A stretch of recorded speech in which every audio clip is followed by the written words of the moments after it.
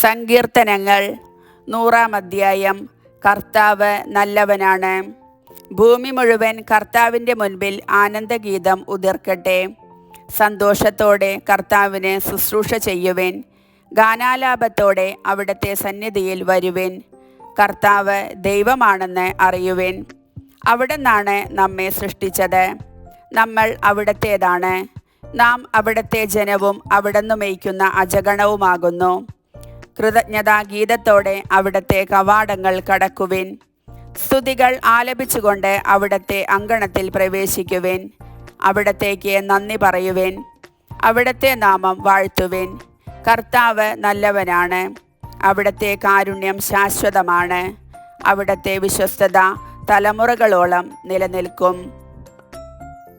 കർത്താവിൻ്റെ വചനം.